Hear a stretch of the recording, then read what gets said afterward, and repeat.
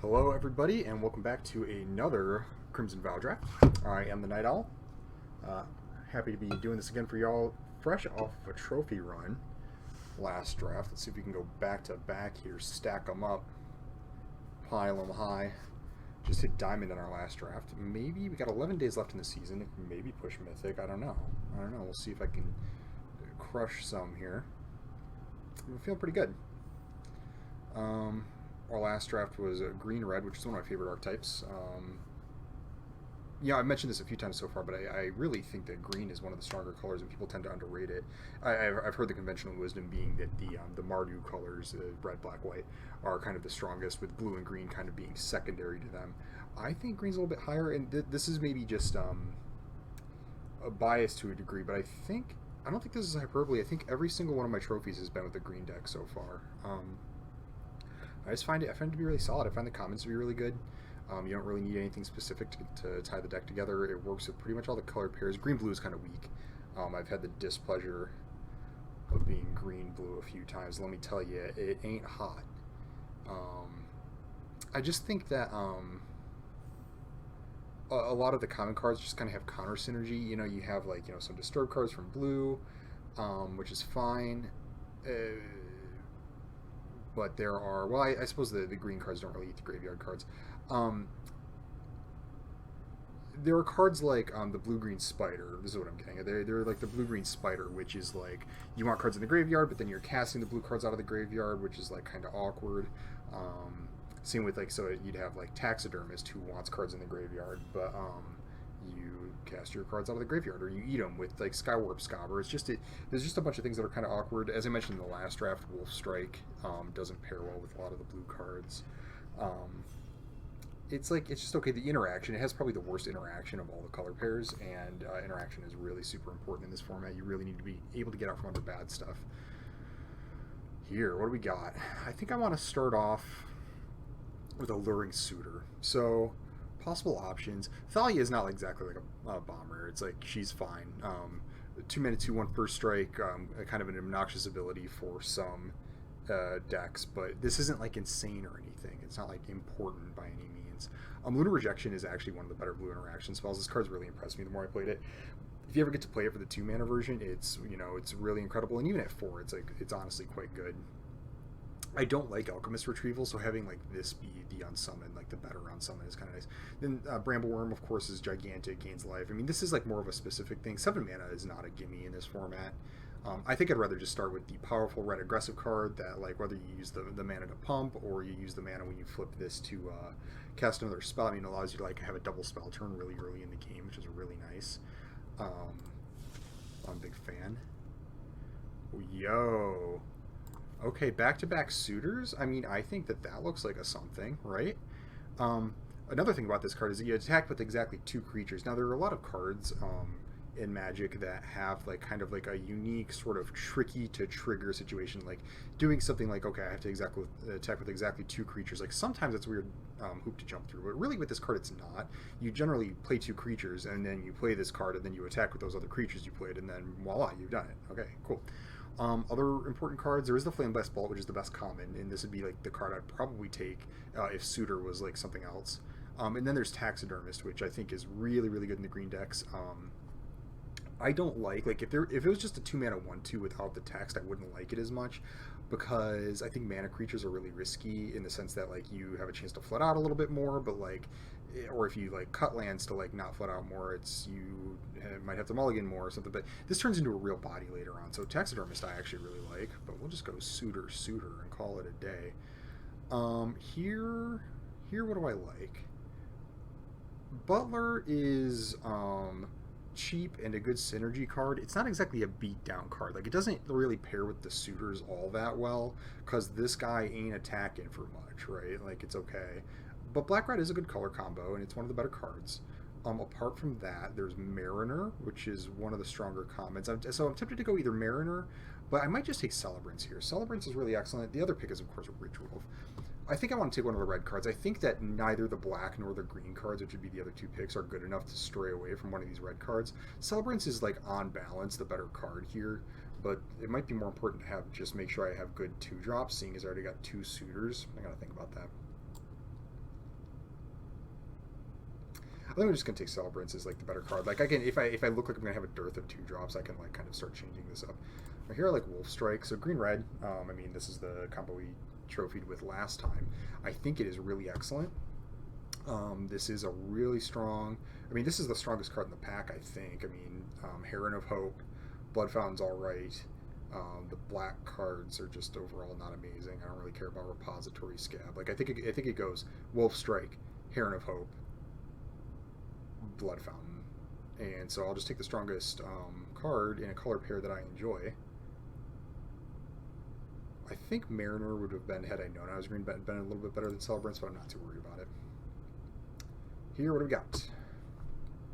Okay, so we got a Flame Breather in red, a reasonable option. We have a Ripsaw, which is kind of unique. I like Ripsaw, and it's an uncommon, so you can't guarantee getting it later. The best black card here is Desperate Farmer. I don't care about these enough. It's clearly not the white card. It could be the... I think if I were to take a 2-drop, I'd take the Flame Breather, even though like Wolf might be like a more important creature in specifically green-red. But Ripsaw has enough upside that I kind of like grabbing it here. I mean, hopefully I don't continue to just take high upside cards over 2-drops and then just don't end up with enough 2-drops, but we'll go with this. What do we think of this? So there's Epicure, who goes really good with the Suitor, because you can cast this on 3. You go Epicure 2-drop, Suitor, and then you're in business. Good green-black card here, but I don't really care to necessarily have this. I mean, it's fine. So it's between the Epicure and the Flourishing Hunter. I really like Flourishing Hunter. Green-red is typically not an Epicure deck because you typically don't want the blood as much because you have high-cost cards like Flourishing Hunter, so you can't throw the lands away as well. It's generally not as well set up to take advantage of a 1-mana 1/1, and it's also not aggressive enough typically to take advantage of a 1-mana 1/1, which are the things that I think that you need to make Epicure good. However, I have 2 Suitors and a Ripsaw, so let's go with Epicure. We'll take a Mariner here and be really happy about it. All this other stuff is really kind of fine. I think Mariner is like actually just straight up the best card in the pack here. It's concerning that I see no red cards here, but like all these white cards are like fine. Arm the Cathars is kind of the most unique effect. These are okay, but like nothing special. Whereas I think Mariner is really quite good. Here I'll take the Flame Breather. I need a 2-drop. If I get enough non-creatures, I mean, this really does add up. I mean, it allows you to kind of kill from a more defensive position. Like you just kind of slowly, like if you get like blocked up a little bit, or you're just kind of slowly taking your time, it allows you to whittle at your opponent's life total over time. I think it's fine here. I think it's fine. It's not the Nature's Embrace. The black cards are nothing special. Yeah, we'll do it. What about this? What about this, I say? So black is looking like... So it's hard to tell because black is looking open-ish. There's been a bunch of black cards in every pack, but they've all been really mediocre. So I can't read that as too much of a sign. I don't think it's Weary Prisoner. I think it's the Scorpion because I think I want the 2-drop, and it's probably more important than the Millipede. The last draft there was somebody casting Millipedes against me, and it actually seemed a little bit better than I expected. Well, this isn't a good sign. No green or red cards in the entire pack. What's this? I'll take Grizzly Ritual, I guess. If I do end up like splashing, like this, I don't want to do this, let me be clear, but like say I get like no interaction at all, like this becomes a reasonable splash card. I'm not close to any of this other stuff, right? I'm getting the sideboard, what are we doing? Alright, here I'll take Rage Wolf. Easy Rage Wolf. I mean, I'll probably want more wolves to power this up, but I'm in the wolf colors. I want the 2-drop. This is a great pickup. Here, what do we want? So there's actually arguments for both Bloody Betrayal and Wedding Invitation. I don't have like Steal and Sack of other decks, but I think I'm more likely to use something like this than the Wedding Invitation. I'm not crazy about it. Here I'll just take, yeah, whatever. This is trash. Blood Servitor, probably not going to cut it. What do we got here? Sigarda's Summons. This is kind of a wild build around. You really have to get there. Circling Confinement is pretty solid removal. I'm really happy to have these, like really as many as you can get. The Exile's really nice on that. The Vampire Price Flavor Text. However, I'll be taking the Dormant Grove. This card's actually like close to bomb level. Power pumping all of your guys, like every single turn your team gets a little bit bigger. It really allows you to either apply pressure if that's what you're doing, it allows you to, like, if you're stalling the game out, you'll slowly take it over. And then the backside of this, flipping to the 3/6 vigilance that also viges your team, is like, it's incredible. It's so much better than it seems. Like, you just get to make this gigantic alpha strike with oversized dudes because you've been putting counters on all of them, and then you just, like, you can't be attacked back. It just, like, completely crushes any race. I really like this card. Here, pretty easy abrade, right? Like, other options being Flourishing Hunter. That's about it. Maybe the Flame Breather. It's like a Lantern Bearer, right? A Parasitic Grasp as far as like cards and other colors that we're passing. But this, I'm really happy with this. Nothing wrong with taking an abrade here, right? Really not much else. Good couple of picks. Okay. So do I take the cheaper 3-drop or do I take the Flourishing Hunter? I think I take the 3-drop. You really want at least like one Flourishing Hunter at some point. But I just think that it's, you know, it's a 6-mana spell. You really don't need multiples of them, and just being able to like apply more pressure is a little bit better early on. Like, this is just a cheaper creature, and it's harder to overload on those. Plus, I want more werewolves for the Hungry Rich Wolf, which I think is going to be an important part of what we got going on. And you also really want to have creatures in play for when you cast the Dormant Grove, right?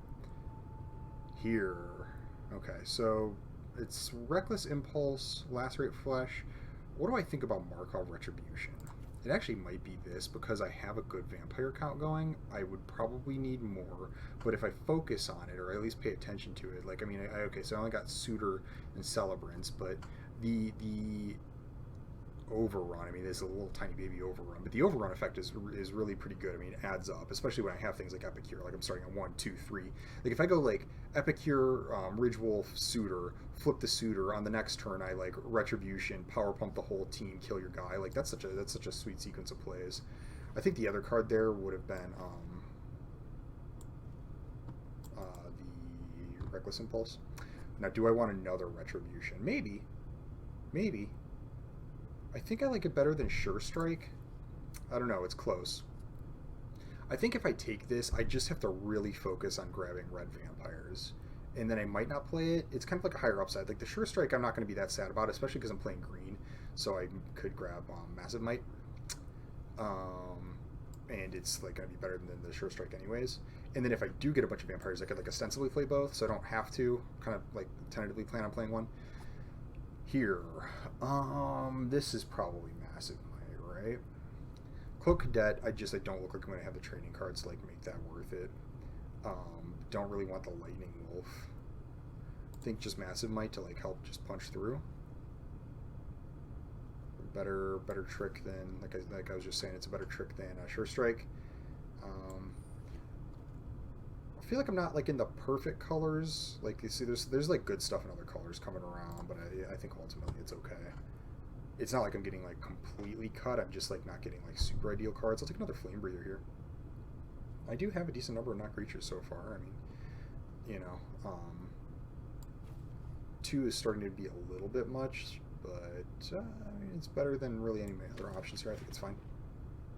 What do I think of this? I think it's a Belligerent Guest. It's not, so it could be the Scorpion, the 2-drops. I think with 2 Markov Retributions, and I kind of want to play both of them, I think I'm going to take Belligerent Guest. It's like a fine 3-drop. I mean, it's like I'm a little bit more of a beater type deck anyways, and then it'll really help make these Markov Retributions good. I think I kind of have to, like, any of these marginal picks where one of the options of Vampire, I think I got to go with it.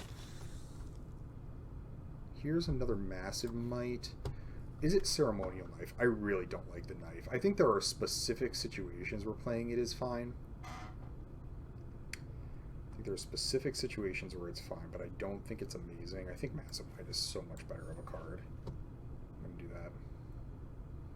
Alright, do I take the 2-drop and the 3rd Flame Breather, or do I take Daybreak Combatants or Bramble Armor? Probably not.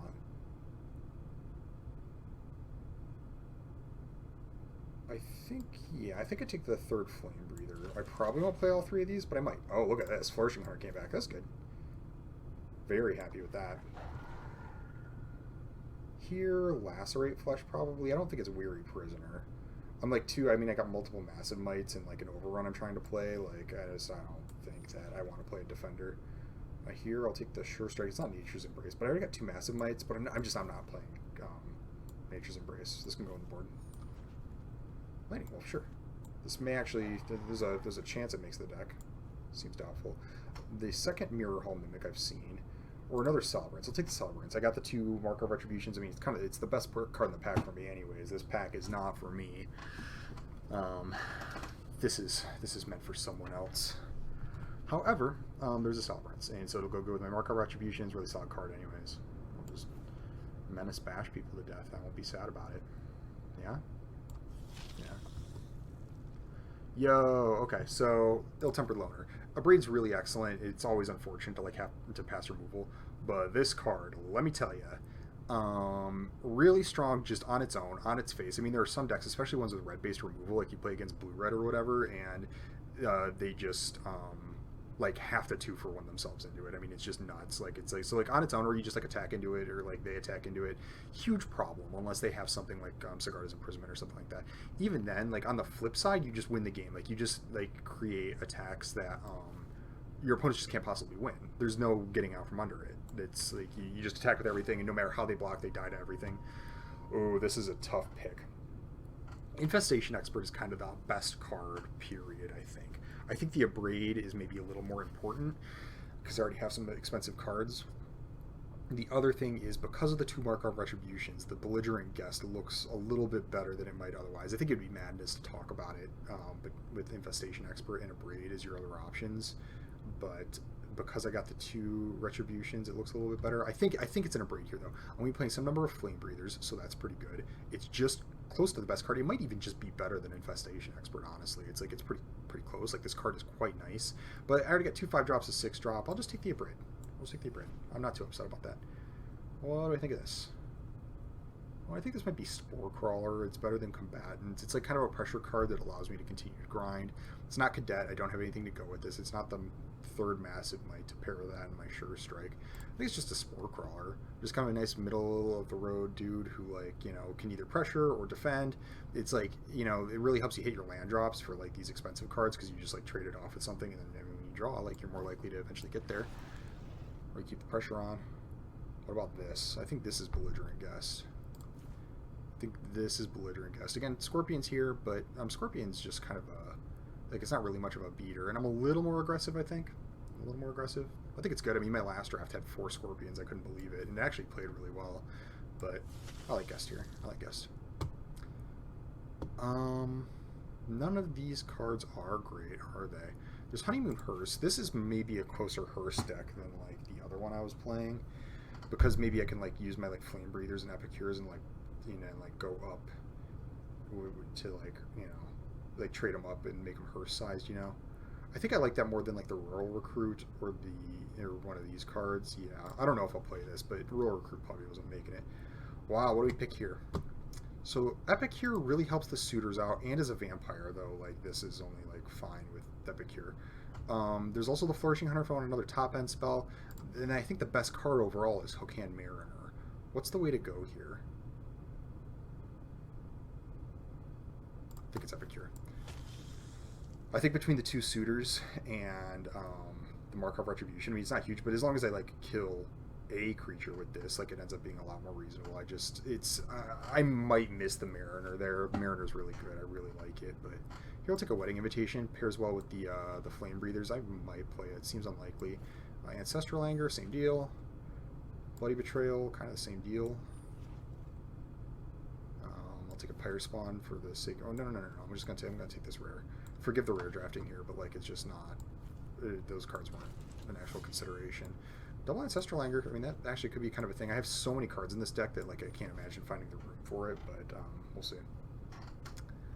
Yeah, that pick could have been Mariner. I typically don't like valuing Epicure that high, but with 2 Luring Suitors, it just seems like having the additional 1-drop makes these like play so much better. That's the pick I'm the least sure about. Fortunately, I think I was choosing between good options there, but so it was hard to be like that wrong, but it could have been wrong.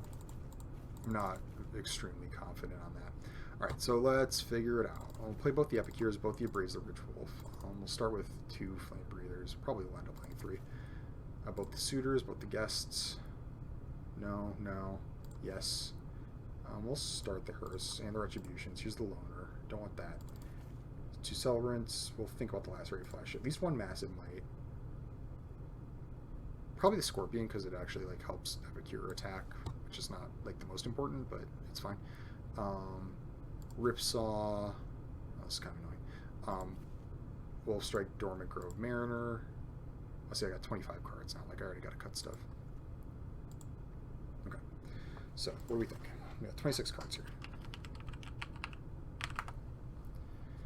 26 cards. This is sort of a creature. Oh, no, it says right here still. Do I actually like this?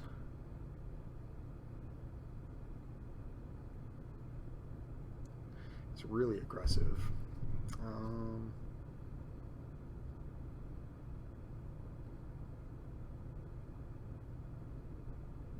don't know, maybe there's better cuts. Definitely like Ripsaw. I'm keeping that. How many creatures do I have? Don't be like that. 1, 2, 3, 4, 5, 6. This isn't a creature. What am I doing? I guess it's a creature on its backside. But 1, 2, 3, 4, 5, 6, 7, 8, 9, 10, 11, 12, 13, 14, 15, 16, 17. Okay, well, I got 17 creatures. What's kind of the worst here? What don't I like? I really don't think... I think I want to play both of these Retributions. I think it's going to be pretty good. Well, how many vampires do I have? I got 1, 2, 3, 4, 5, 6, 7, 8. It's kind of like a goofy, huge wolf strike. I mean, I like it. Let me try. So I think Honeymoon Hearse just isn't valuable enough. I think it's, you know, even if it were ultimately good here, I think it's just like a little too risky. A little too risky. Not really where I'm at.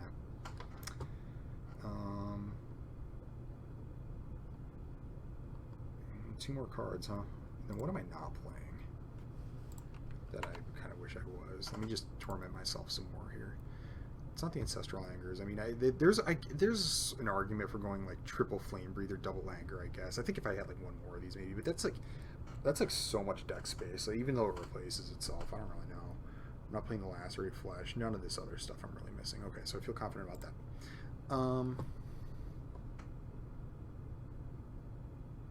I don't want to cut any of the 2 drops. In fact, I kind of wish I was playing 1 more.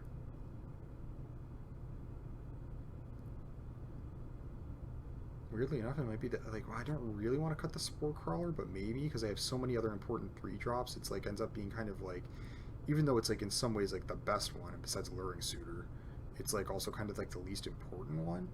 And all these other cards seem like uncuttable to me.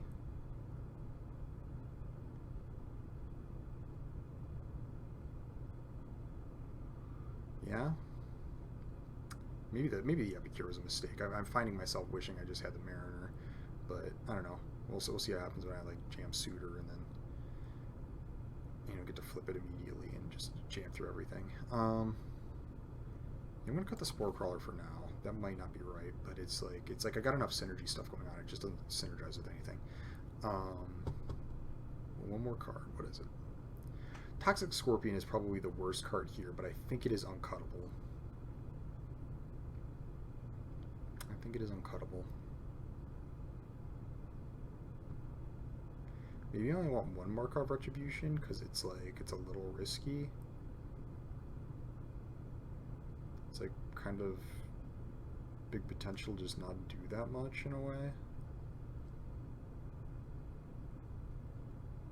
I don't know, it gives me like good interaction though.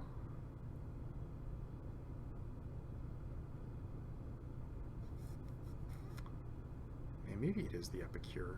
Like flipping Suitor on 3 is really good, but it's not like necessary. Also, like a bunch of 3 drops, like it's a more common play pattern, because you don't always have like a bunch of 1 drops. More common play patterns, you like play a 2 drop, play a 3 drop, 4th turn, make your land drop, play Suitor, flip the Suitor, and then play another 3 drop, right? Is like, that's a really common thing to do too.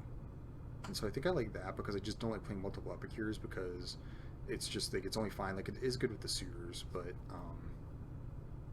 like flipping this, like, well, I have 2 Abrades, so that makes a difference. So the thing is, like, when you flip this on 3, like, it's your 3rd turn, you play this as your 3rd card, you flip it on 3, there's just not a lot to do with that 2 mana. Like, maybe if I have one of my other 2 drops and it has to be one of the red ones, or if I have one of my Abrades, there's like 5 cards that I could ostensibly play off of that play, as long as I'm attacking with the Toxic Scorpion, you know? And so, like, it's not like a huge high percentage thing to flip this on 3 and then have like a good follow-up. It happens, but it's like it's not like insane or anything.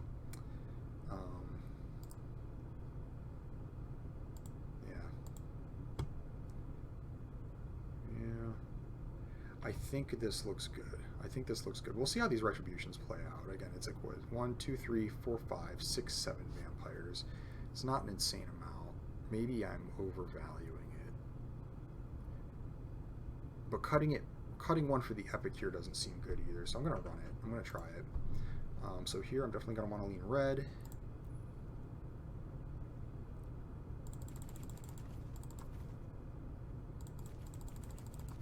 Actually, no. This is a small thing. I just like this forest more. Better juju. Alright. That's the deck. See you for round 1. Okay, here we are. Round 1. I love this. I don't know who this is, but I love this character. Up against Yuri. Oh boy. This doesn't look like a hand I can keep. If I'm going first. Boy, I hate mulliganing on the play. I hate it. If I draw a mountain, I get to make some good plays, like in the top 2 cards. If not, it's kind of a problem, and I got a bunch of red cards.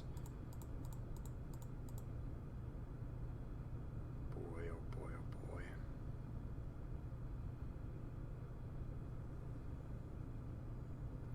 No, we can do better. Goodness gracious. Okay, that's fine. Well, I'm gonna. I don't want to double mulligan. We're gonna keep this. That's very annoying. We'll keep this. We'll ditch the hunter. All good.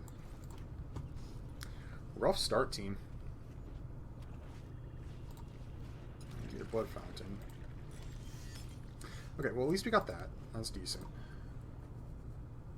The suitor basically has to live because both of my removal spells count on its presence, so mandatory.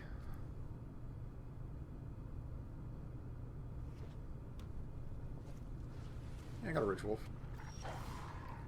Okay, okay. We'll go Belligerent Guest first, because it can actually answer more of my opponent's things. Like, if they, like, play, like, I don't know, Gluttonous Guest or something, I could theoretically kill it.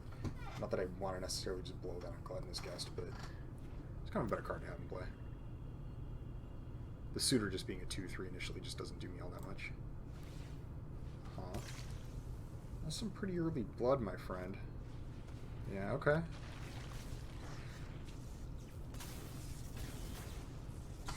Sure. So I have a bunch of, oh boy, I think it has to be forest, just because I mulliganed, and so like I think I need like all of my resources here. I could draw like Falconwrath Celebrants and then be like 2 lands away, but I don't think it's like any of my actual cards that I can afford to lose here. I think if I like draw more expensive cards, I have to spend my time. We'll go like this, no attacks. Just wait, I'm gonna just have a freaking gigantic turn next turn. Technically I could do Mark of Retribution to, oh, Reckless Impulse, okay. You can't cast either of those, dog. Oh, maybe you'll cast the Ghoul.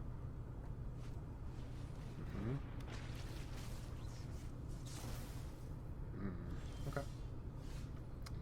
So what do I actually want to do? I think I cast the Luring Suitor, and then I'll make quadruple red. Or do I cast Markov? I don't think I cast Markov Retribution here. Yeah, so I'll cast Alluring Suitor. And then if they double block on the Suitor, I'll just I'll Braid.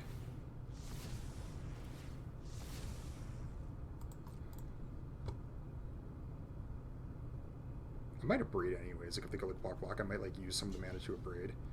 Yeah, okay, alright. It's fine.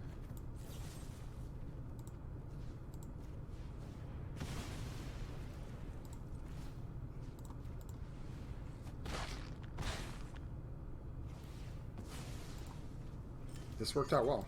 And I got a big Markov Retribution set up for next turn.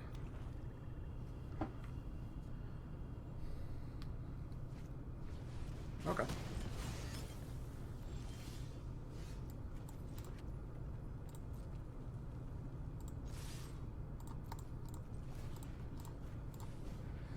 Could leave the Wolf Strike up, but I don't really see a reason to.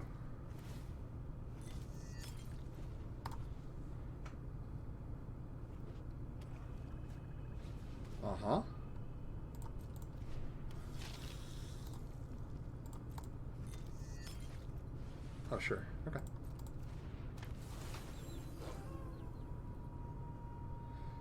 So is Markov Retribution? It's not lethal. But it's close. Right, because I'll deal 4. They have to block.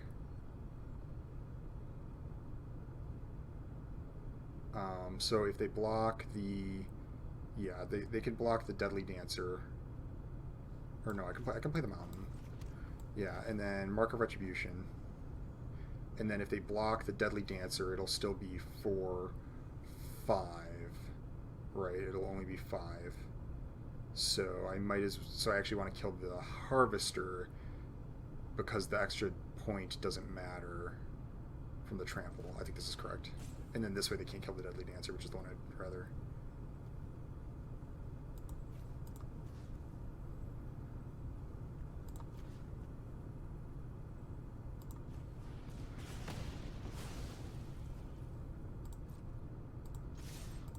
Or maybe this is wrong, actually. No, I think it's lethal anyways. Never mind. I'm terrible at the math of this.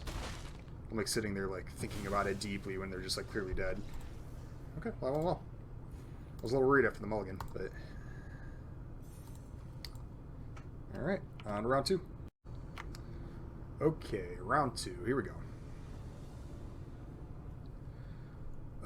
Sure, this is a hand. I mean, like, you know, I could just, like, draw, like, a bunch of green cards and look like a dummy, but I don't think I'd pitch this. I got reasonable plays, I got a removal spell, I got lands, like, you know, risky, but we live on the edge here.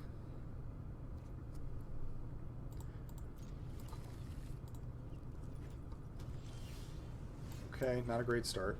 If we get a forest, though, I mean, later on that'll kind of add up to something.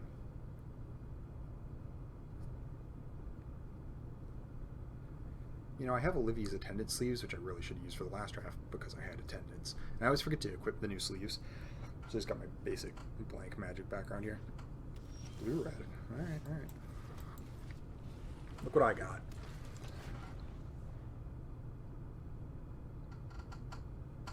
Now, next turn, do I just jam Suitor to have it in play?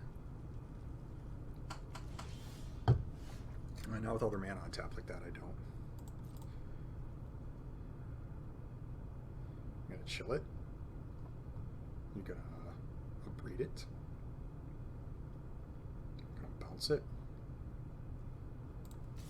Gonna take 1.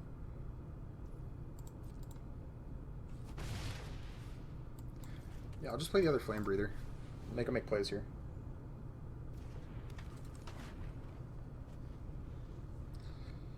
Like, this very well could have... Oh, interesting.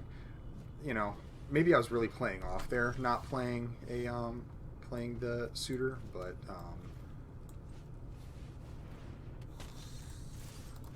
it just wasn't worth the risk.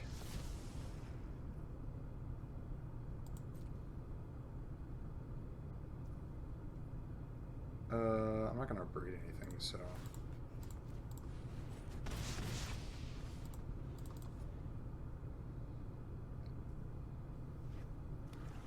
I like how I look like a mono red right now. Yeah, Solomon, sure.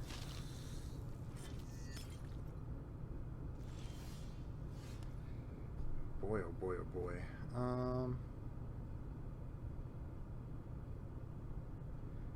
I think I just play Celebrants on my own and pass. I mean, I could like force an attack. I could like attack with this and then like power pump it. Or I could like attack with everything and then like a braid and power pump. I mean, I really don't want to 2-for-1 myself here. I think I'd rather like wait to do a big attack like that once and then have Celebrants in play. Like they could also make a play that like helps stabilize, but I don't know, it just seems better. Also, if I draw Forest next turn, like having the Massive Might available to me is going to make the attack like way different. Please don't have anything good. I'm kind of scared of my opponent's hand, I'll be honest. Oh, is that all? Do it. I think it's Ripsaw. I'm so far away from it. I think just having the Massive Might is going to go a long way. I don't know. That's like a play that would like really have added value over a long time, but ultimately I think that this is okay. Well.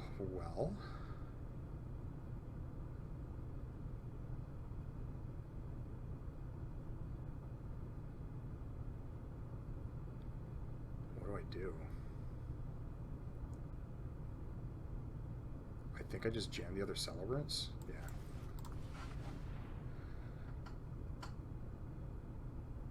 Hero's Downfall? Chill. Okay, alright. I don't care about that.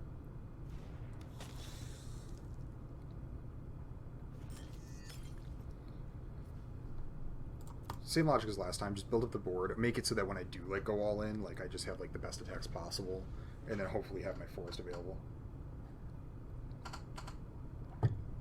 Again, they're like improving their board, but kind of not at the same rate that I am.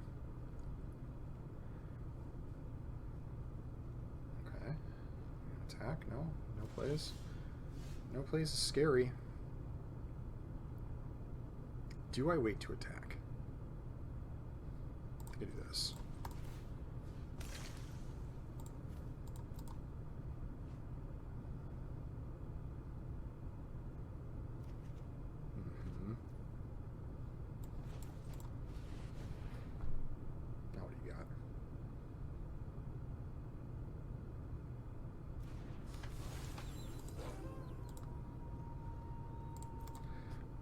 No reason to jam right now. Sure. Sure. My board gets way better. You can draw some cards, but I'm just gonna. I'm gonna smash you to death eventually.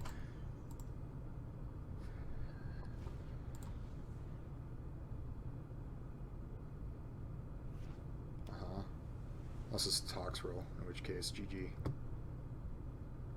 But barring that.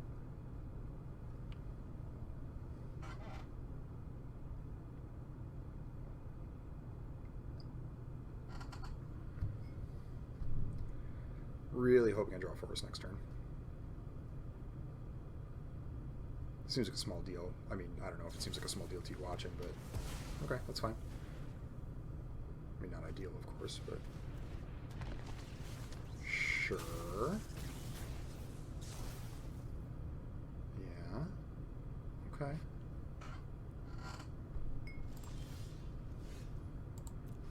Dormant Grove, huh?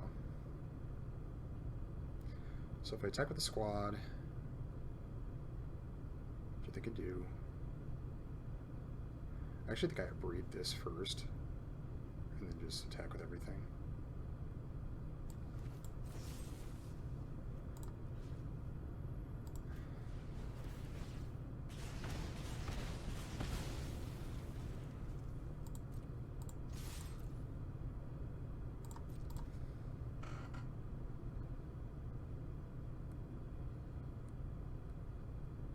Basically have no good blocks.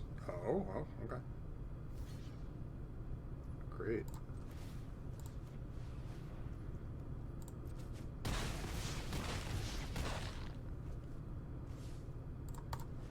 Really need a forest here.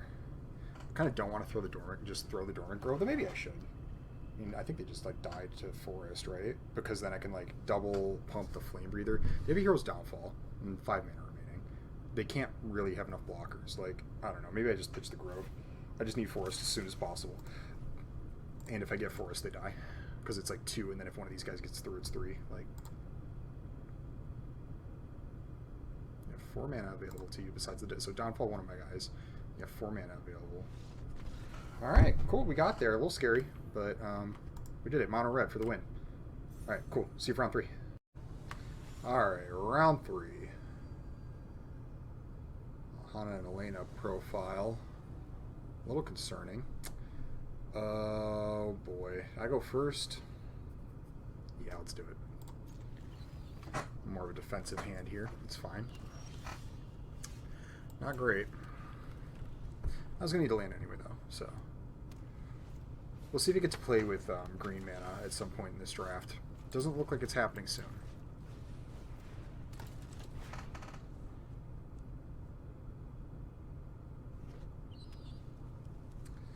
People just hit their splash lands. Alright, we got a Gritful Rider.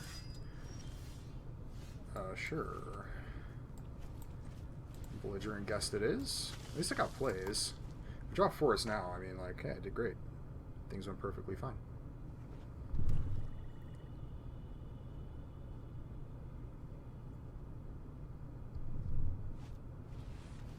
Okay. Not too scared of that card.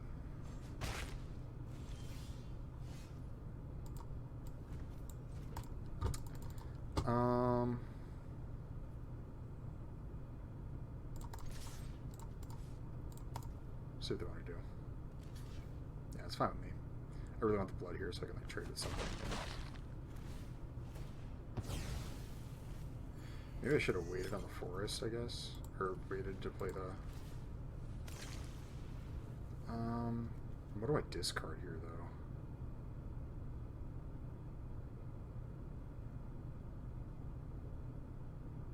Ripsaw? This could be a mistake. Well, goodness. Okay.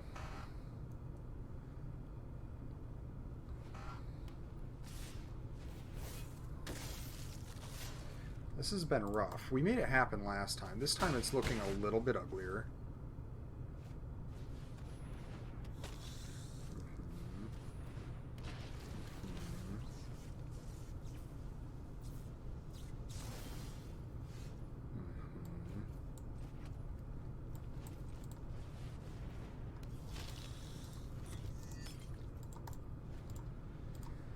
Could be going better.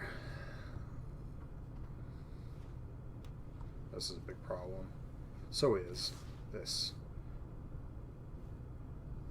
Yeah, I mean, I block, sure. They pump it and kill it or whatever. I mean, I can't afford to just be like, nah.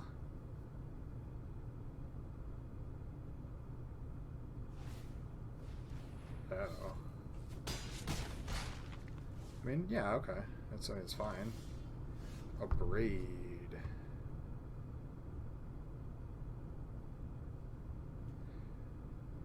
So, dilemma. My life total is so low. I think I really want Flourishing Hunter.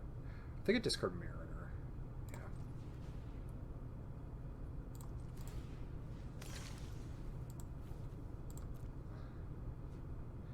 And then I can go like Ridgewolf or Braid.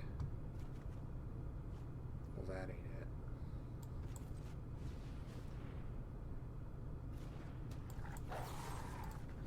Oh, you're not an artifact.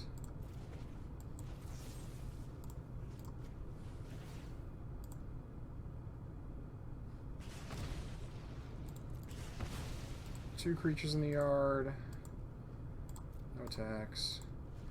They're getting close here. Olivia, Crimson Bride.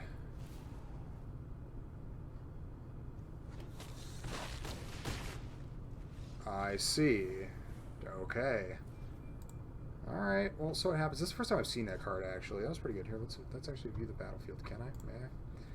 Flying haste when it attacks, return target creature card from the battlefield tapped, and attacking when it gains when you don't control legendary vampire, exile this creature. Okay. That was, I mean, that was kind of a huge blowout. I wish I could see like my next cards. I guess it doesn't really matter. All right, that's okay. See you for round 4. All right, round 4. Let's get like a hand this time. Oh goodness, am I like allergic to green mana? I think I keep it anyways. I got one of my best cards in my hand. Yeah. I did put Forest in the deck, yeah? Yeah. That ain't it.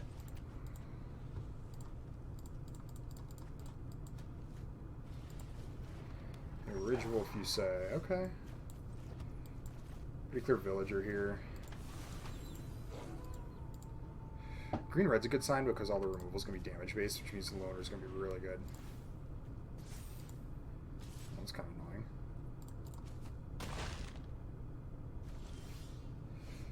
Okay.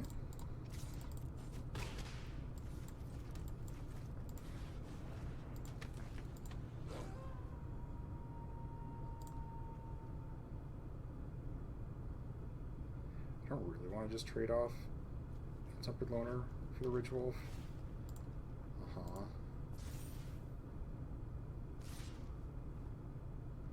Maybe I should. Nah. This could be a mistake. Uh-huh.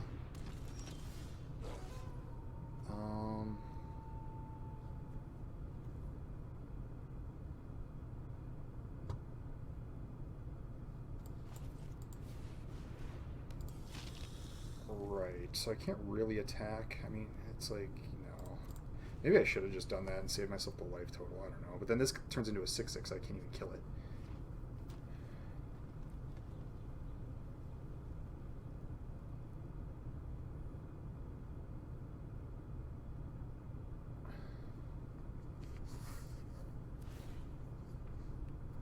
Yep.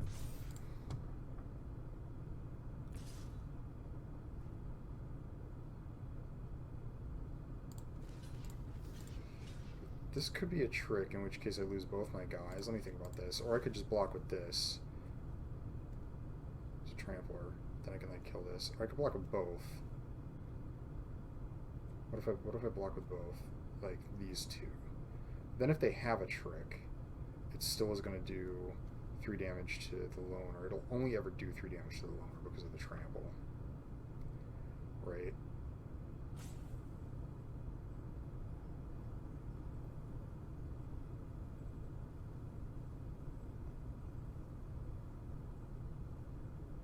So I take the risk, because if they, is this a trample? No. If I take the risk and just block with these two, then like, I think I have to win this game. Honestly, they could just destroy me here.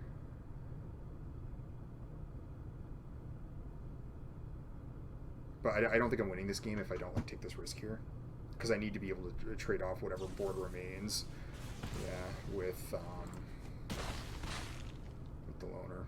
Or the Mariner, I mean.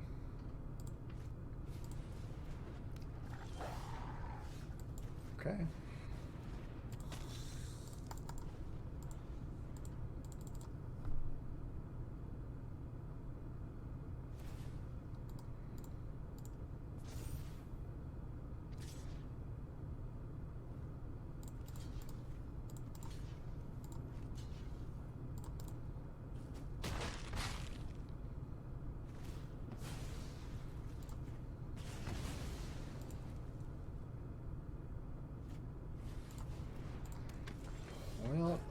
Well, I found my first forest after 3 games. That's pretty good. I don't think it's good enough here, though. I mean, I think they just smashed me to death with this Howling Moon. Like, I could play Mariner. That's the only way I can trade off like one of these. But then it's like it kills both of them. Then again, if I do that, maybe I just have to hope I draw another forest and then Flourishing Hunter. And maybe that'll stabilize me. I don't know.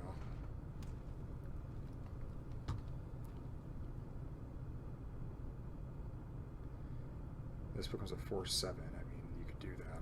I'll definitely double block. Probably just do it to the Mariner because I'm okay. You can make a roll.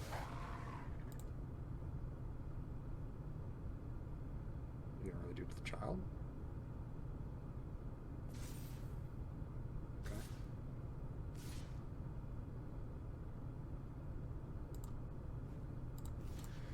I think I clearly block here. I mean, this could be a 4/6 again next turn, but it's better than this being a 6/6 the turn after. That will not do it. Okay, alright. Rough couple of games. Rough couple of games. I think my deck is good. It's been really ugly.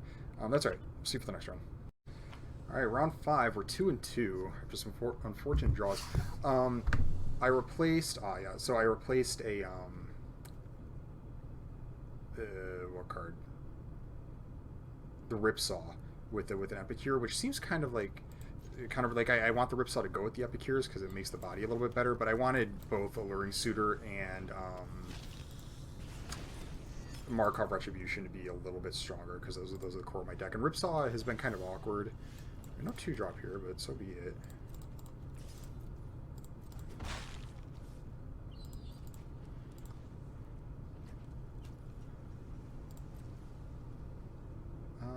Do I blood here? Seems like kind of ambitious. Now we'll wait.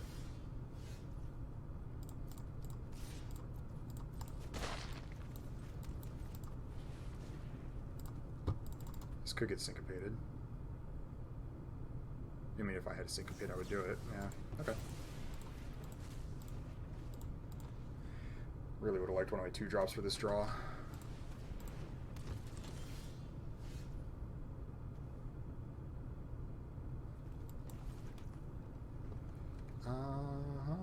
I think I'm going to attack Massive Might and then cast the Suitor, because what I don't want to do is go Epicure Suitor, because I have to attack with only 2 next turn to flip this, and so it's like one's just going to be waiting. This is part of the reason I don't like Dusty. Like, I put the other Epicure in my deck and I'm immediately getting punished. Like, look how low impact this is, you know? Just drawing these 2, like, meager 1/1s. Even though I get the blood, I can, like, turn other resources into stuff. Like, it's just, like, nothing special at all, you know? So I don't know. I was really hoping that would help out with my like synergy draws if I just like find one of them. But this is, you know, again, people sing the praises of Epicure, but this is part of why I don't like it. It's just so low impact. Even if I get to turn another resource, use a blood and turn another resource, like I improve my card quality by using my blood to like improve my resources, right? Okay, sure. Here, I think I use the blood.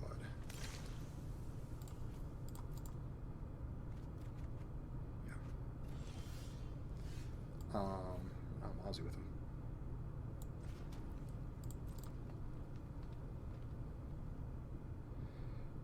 Yeah.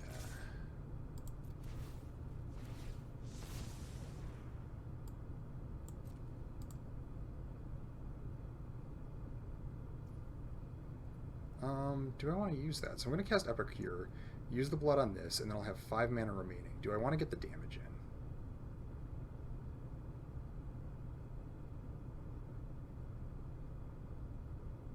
Yeah, I think so. I think so.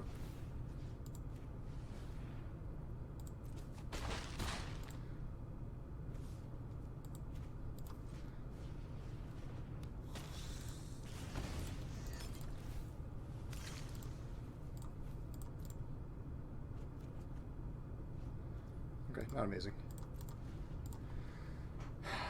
But, yeah, so you use the blood, you like improve your card quality, right? But it's like, the thing is, you're starting off with a low quality card. Like, I got this like kind of idiot 1/1 now that like, it's like, yeah, sure, my other card quality gets better when I use the blood.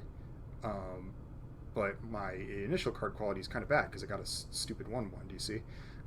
So I don't know. I think that this card is like better than, you know, there's better than the 1-drops have historically been. I mean, there's been a lot of talk about like the quality of the 1-drops in this set, and they are higher quality than like a lot of like other sets, you know. However, yeah, sure. I need to syncopate.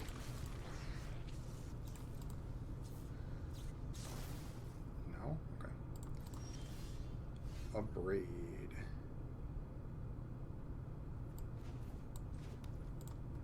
I think I abrade. No, I think I attack with everything.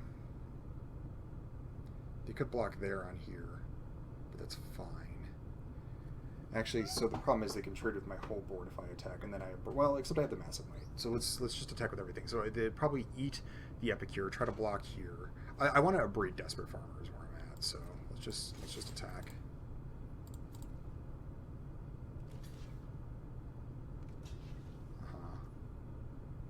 Oh, that's fine.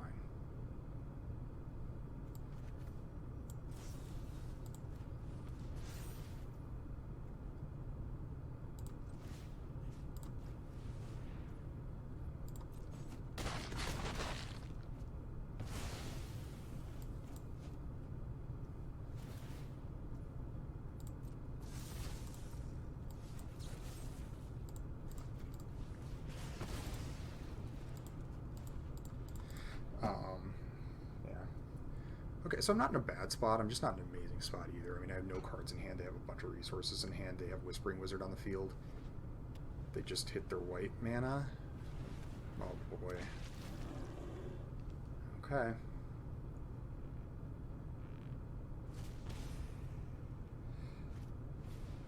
Guys, I don't like our spot, I'll be honest. This Whispering Wizard looks kind of bad. Oh, sure.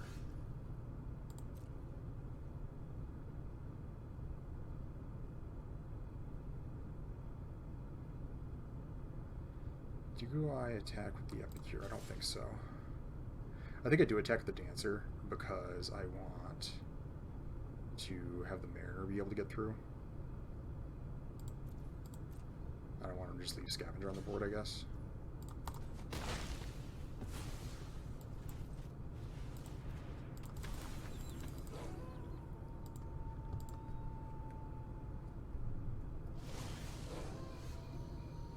Okay. They have one card in hand. They kind of have to block with that. Well, they don't have to, but what they draw, I wonder. This is a kill spell. I'm gonna cry. All right, I'm just gonna play this out.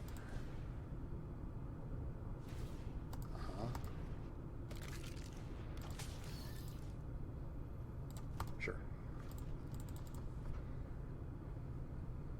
This is really tight. I suppose as long as they don't gain life, I have an out that's like... What is this? Oh, they're going to exploit it. They have a Syncopate in their hand. No blocks. Right? Did they... No, the Syncopate's still in graveyard. Okay. Kind of bad.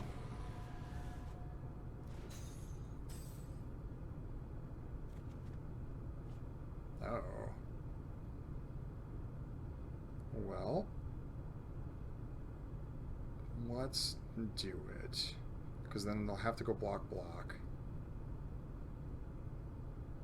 I don't want them to just keep the Whispering Wizard on the field.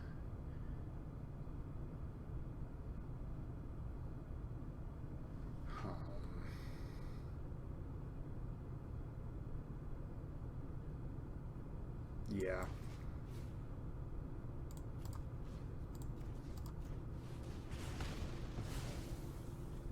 Actually, do I want to attack?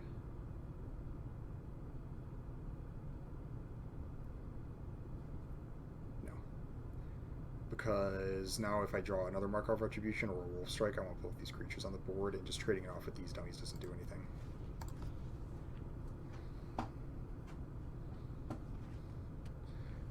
Alright, you're going to have to deal with Rick Hook Raider somehow.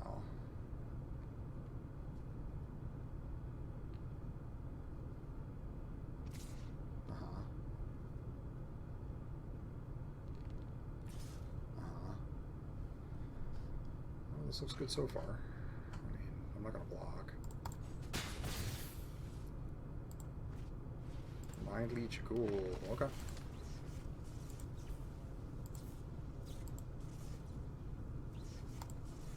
Depending on what their hand card is. Well, that ain't it. Alright. Gotta have something. Oh, you're kidding. Did you draw something? Or I hoped you were just reading that card. Oh, cool. Really worried. I thought we were going to end 2-3 here. That was a concerning game. That's all right. We're not. We're 3-2. So I will see you for round 6. All right. Round 6. So I made another couple adjustments to the deck. I swapped out, now this sounds like madness, but I swapped out Flourishing Hunter for the Spiked Ripsaw for specifically this reason. Because I've added more Epicures to the deck, this is going to like actually help make these much more relevant. And then I also swapped out the Scorpion for the third Flame Breather, because I think the deck is just taking a more of an aggressive bend. And I think that this guy is just a better aggressive creature than the Scorpion. Even though the Scorpion's a little bit better with the Wolf Strike, I'm not too worried about it. This looks like a hand that I'm fine with. So, in the part of the reason, so like Epicure both like plays better with the Ripsaw, and it like plays worse with the Flourishing Hunter, because I want to be discarding lands from the blood that I get from this. So like, there's just kind of like a counter synergy there, you know. The 1 mana 1/1 and the 6 mana 6/6. They don't exactly like play nice together, you know. Look at these sleeves. Wow, beautiful. And so I just thought that while Flourishing Hunter is really good, and I kind of feel weird cutting my top end, like topping out at the Celebrants, I got 2 Celebrants, topping out at the Celebrants seemed a little bit more reasonable. And then, yeah, adding this Ripsaw, that, because this is like, think of this as like a 6-drop like Flourishing Hunter, except it's like a kind of like a haste attacker, you know. It like gives one of my guys like +3/+3 in haste, you know, or 8 +3/+3 with haste. and also like helps force through attacks that I could like never really like manage otherwise. Like if I have a creature that couldn't attack, it now can. So it like ends up being really huge. Plus it triggers off the flame breathers. Plus it like it does the thing where I can like continuously grind up with it. Part of the reason I like Ripsaw more than I should state, I'm pretty anti-equipment. I think equipment generally on the whole is quite bad. So it's just a risky card type because you need other creatures to make it work, and it's like generally kind of expensive. So it's not that you shouldn't play equipment. I just think the bar for how good a piece of equipment is to be good enough is like a lot higher than it seems. So with that in mind, I do think Ripsaw is good enough because +3/+3 is huge, and then the equip cost is 3, but that's not like too much more than like compared to the knife. The equip cost is 2, but the knife is only giving you +1/+0. Okay, all right. Sure. It's actually kind of good. They stop a lot of damage that way, but we'll just go Ripsaw. See, I mean, we're about to maybe see the danger of it here. I'm playing infantry, okay. Mountain. I think just jamming the Ripsaw here is better than the Grove. I'll play Grove later.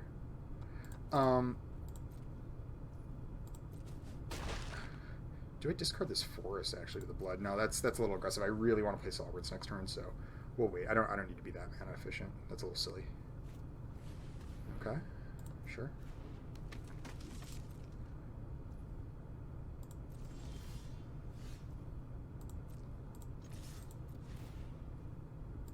Yeah, he'll trade it with the Vampire Slayer, but that's fine. He's like trading with my 1-drop now, see?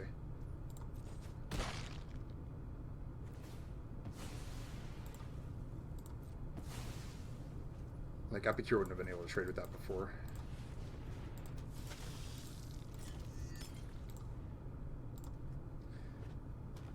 Oh, man, people are killing me with these splashes. Like, everybody's been splashing, and they've also just been, like, hitting their lands, which is fine. I mean, that's Magic sometimes, right? But it's just like, first of all, like, why are you people splashing so much? Also, like, must be nice.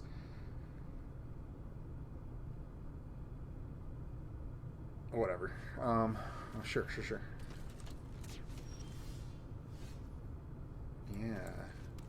Ripsaw.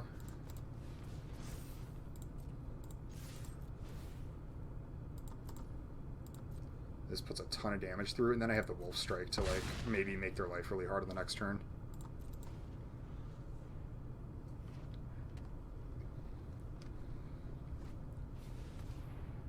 Oh, sure.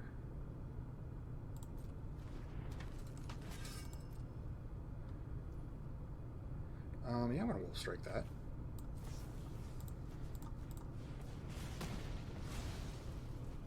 Now they have to... Okay, alright, cool. We got there. Well, I mean, I feel extremely vindicated with all my choices now.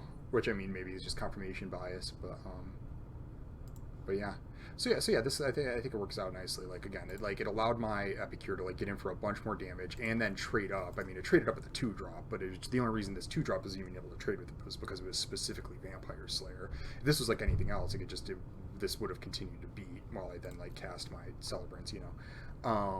I just think that it's more consistent. There are probably going to be situations where I'm like, oh, I'm behind, and if only I could gain 4 life, I would be okay. And there's need this 6/6, but I think overall, I think this is the way to go. So we are now 4-2. See you for round 7. Here we are, round 7. It's time. Alright, so I just hit Diamond. I seem to be seeing a lot more Diamond players. I don't know if it actually works that way, but it's how it seems to work. This is a good hand. A good hand to start with. I'm gonna really test my Ripsaw hypothesis here. But again, I like it. It's like better on Flame Breather. Oh, we got Steelclad Spirit. Huh? Okay. Well, in that case, that makes me want to just play Flame Breather. Ridgewolf ain't getting through anytime soon. Double Spirit. Okay. Well, now I really like Ripsaw.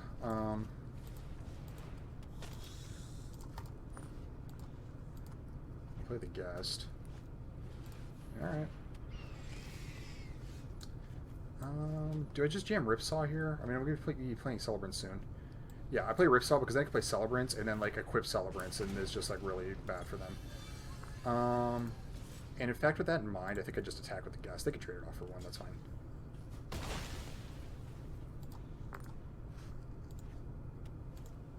Oh, Jesus. Okay. Insane draw from our opponents here.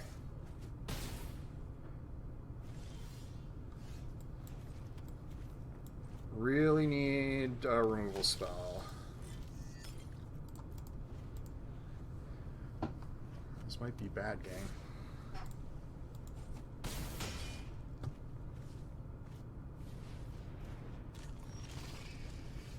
Jeez, this curve. Holy cow.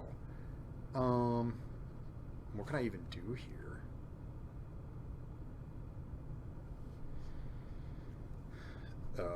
Their hand was insane.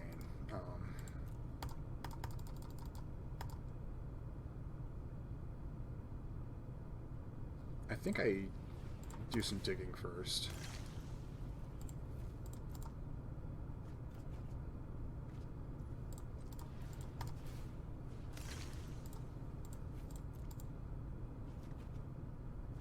Well, that ain't it.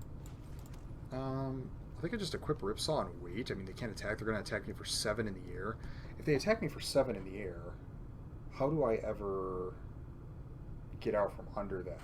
Because I can't kill 2 in the next turn. I might already be dead.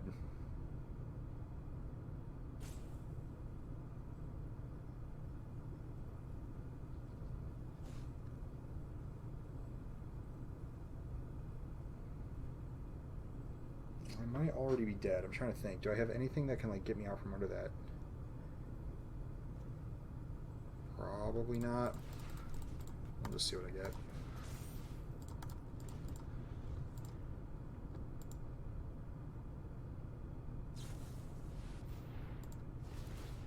Okay. Look at this. Like they got this like pretty sick curve, and then oh they get to attack with this now too. Oh yeah, yeah. So okay, all right. Good lord. Well, that was a game. Holy cow. All right, so 4 and 3. Opponent just like went off there. Disappointing finish because I really think that this deck had the goods to like go a lot farther, and like I just had some really I died to some really awkward draws, which are what my early losses were. Like there weren't a lot of like straight up games that I lost, you know. That one being one of them. That was quite a sequence from the opponent. I don't know. I don't feel too bad about that. If I would have had the interaction just like in my hand, I think I would have been able to get out from under it. But even then, like that was really tough. Also, interesting. Supernatural Rescue is a card that often like doesn't get played by a lot of folks. But it seemed like it's pretty good there. I don't know. It's weird. I felt like I got like beat by like bad cards and then 2 good cards that game because like the spirits are fine, but they're not amazing. And then the crab is like okay at best, and then they had the Cruel Witness and then the Quartermaster, which just really like together applied a ton of pressure. I could have B1 flyer. I think I just need to be holding the interaction and then like not take so much damage from the Cruel Witness and then have enough time to find something for the Quartermaster and not have been in such a hole in the first place. I don't know. Anyways, yeah, it's interesting. The Supernatural Rescue is interesting. I guess if you have enough spirits and like you're trying to like race like that, like maybe it's a card that I should like pay attention to a little bit more. Generally, it's really bad. I mean, the card is just not amazing. But I suppose you got enough spirits, like both in that like it allows for the tap ability. I think you really need to be getting the tap out of it. If it's just like +1/+2, it's not amazing.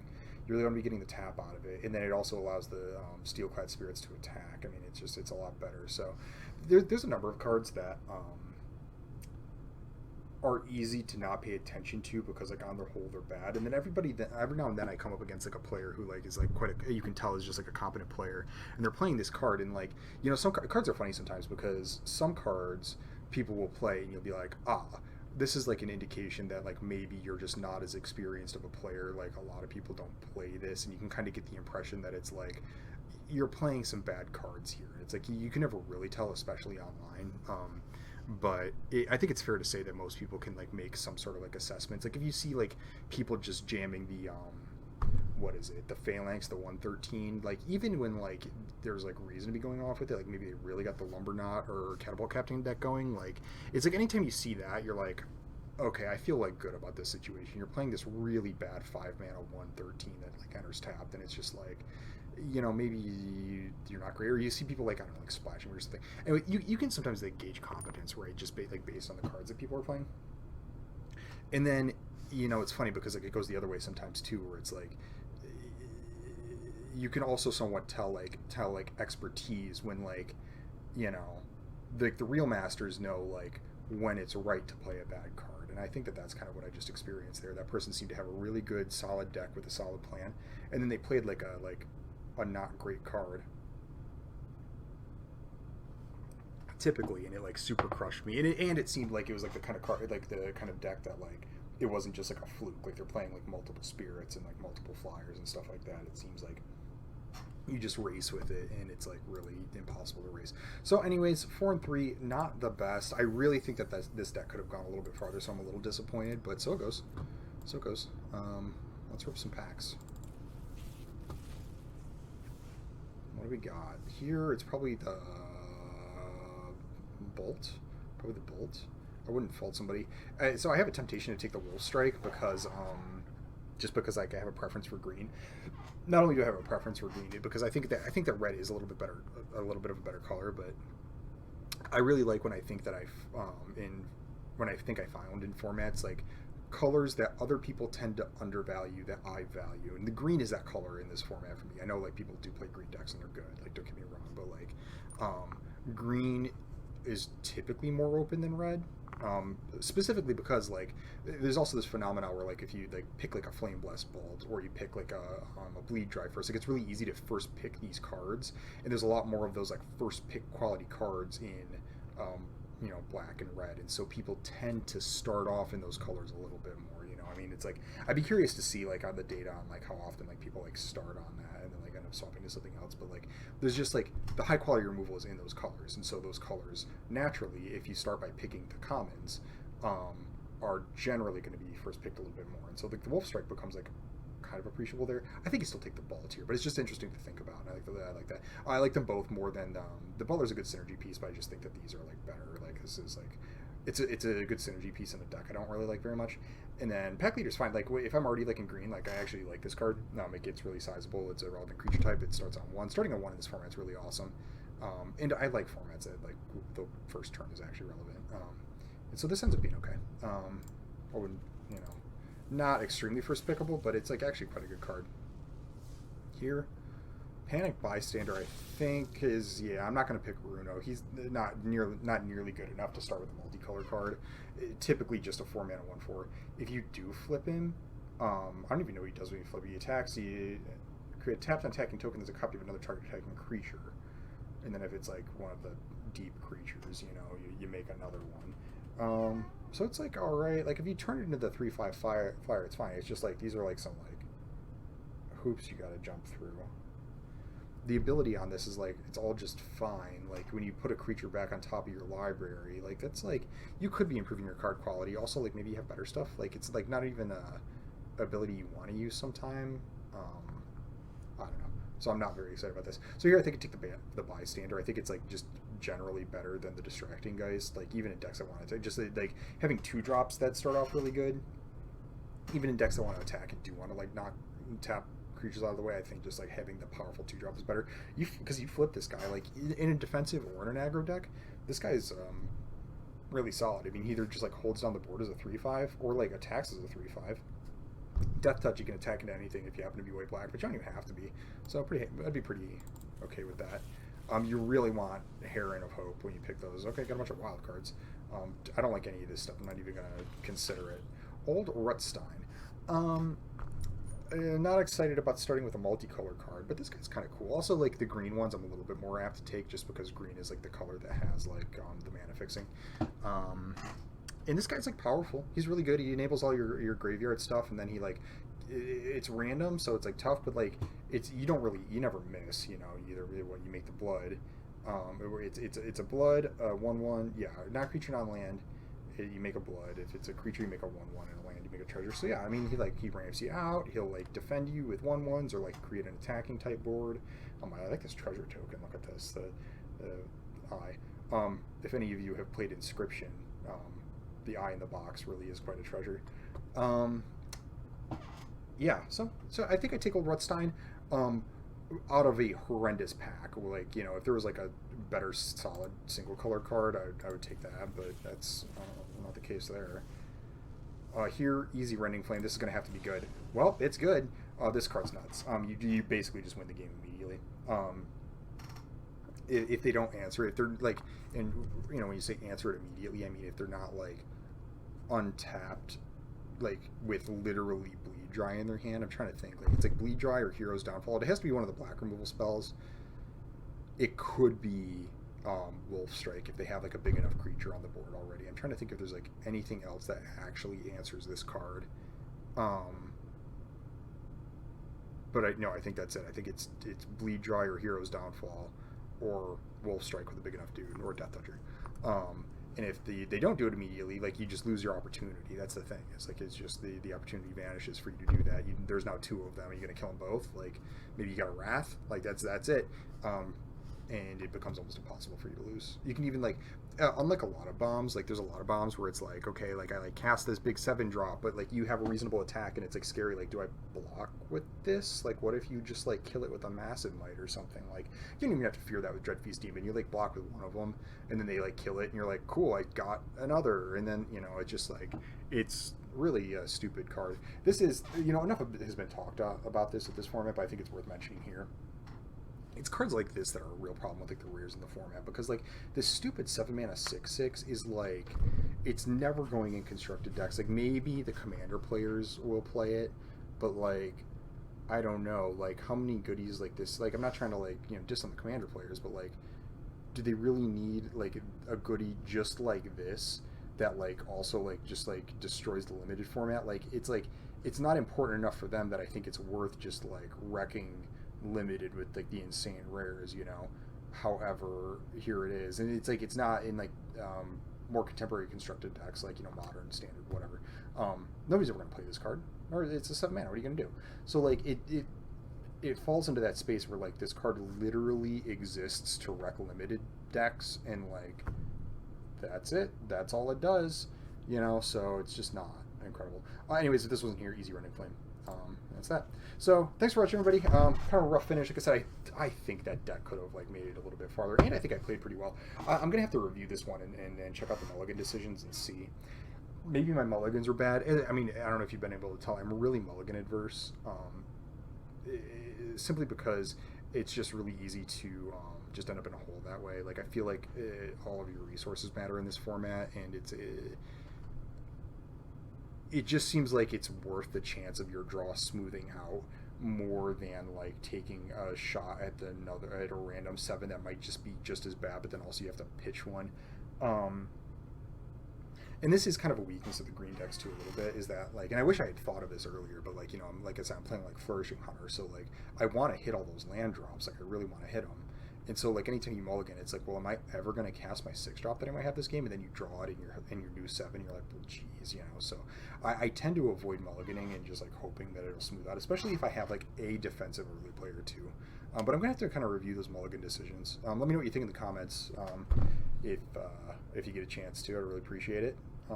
Otherwise, thanks for watching, everybody. I'm sure I'll be back at you soon with another one. Have a good night.